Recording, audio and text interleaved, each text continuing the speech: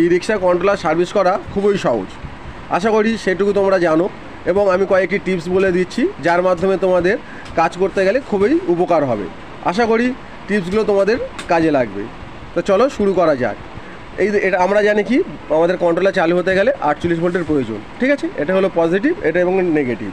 কিছু কিছু কন্ট্রোলার আছে 60 ভোল্টে চলে এবং ব্যাটারি সংখ্যা বাড়ালে তার সঙ্গে সঙ্গে ভোল্টের সংখ্যা বাড়বে এবং অ্যাম্পিয়ার সংখ্যাও বাড়তে পারে যদি সে অ্যাম্পিয়ার বাড়ায় কোম্পানি, ঠিক আছে। এক্ষেত্রে যেটা হলো 48 ভোল্টের রিক্সা কন্ট্রোলার, এখানে কি করা হচ্ছে আমাদের ব্যাটারি পজিটিভ এবং নেগেটিভ দেওয়া হচ্ছে, যার মাধ্যমে আমাদের কি হচ্ছে মসফেট পর্যন্ত আমাদের চলে যাচ্ছে কি ভোল্টেজ। কিন্তু তখনও মধ্যে মসফেট অন হওয়ার জন্য আমাদের যে ভোল্টেজ প্রয়োজন অর্থাৎ ড্রাইভার ভোল্টেজ প্রয়োজন সেটা গিয়ে পৌঁছায় না।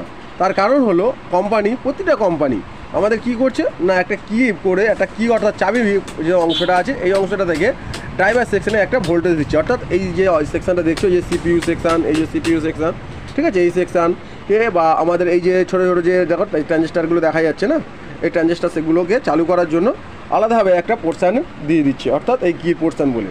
এবার প্রশ্ন হলো এখানে যে আমরা কি সেকশানটা কেন ব্যবহার করছি। আমরা সরাসরি 48 ভোল্ট বোর্ড থেকে দিয়ে দিলেই ওটা হয়ে যেত।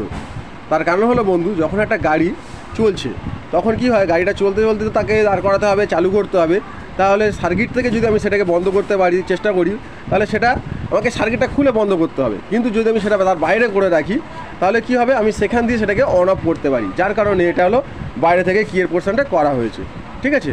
এবার বিষয়টা হলো এটাই, যদি কোনো সময় দেখো যে এখানে যে ক্যাপাসিটারগুলি রয়েছে না, এই ক্যাপাসিটারগুলি ভালো করে খেয়াল করে প্রতিটা ক্যাপাসিটার কিন্তু প্রতিটা স্টেজের সাথে দেওয়া আছে।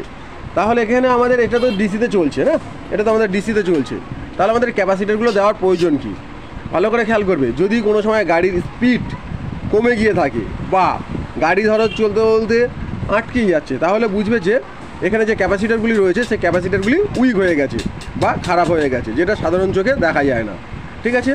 এবারে ধরো তুমি যদি দেখো যে গাড়ি চলতে চলতে খানিকক্ষণ পরে গিয়ে বেঁধে যাচ্ছে অর্থাৎ স্লো হয়ে যাচ্ছে, ঠিক আছে, বা গাড়ি চলার সময় একটু ধাক্কা মারছে, তাহলে বুঝবে যে ড্রাইভার সেকশানে প্রবলেম আছে। অর্থাৎ ড্রাইভার এখানে যে ট্রানজিস্টারগুলি রয়েছে না, এই ট্রানজিস্টারগুলি প্রবলেম রয়েছে।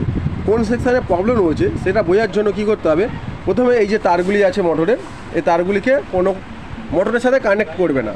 মোটরের সাথে কানেক্ট না করে তুমি সেন্সরের যে কানেকশানগুলি আছে না, এই যে সেন্সরের কানেকশানগুলি আছে, এই সেন্সরের কানেকশানগুলিকে কানেকশান করবে। এই সেন্সরের কানেকশানগুলিকে যদি কানেকশান করলে দেখবে এখানে একটা ফ্রি ভোল্টেজ তৈরি হচ্ছে, ঠিক আছে। যেটাতে তুমি ফ্রি ভোল্টেজ তৈরি হচ্ছে না দেখবে মনে করবে সেই সেকশানটায় প্রবলেম রয়েছে। এবং পরের ধাপে তো দেখাচ্ছি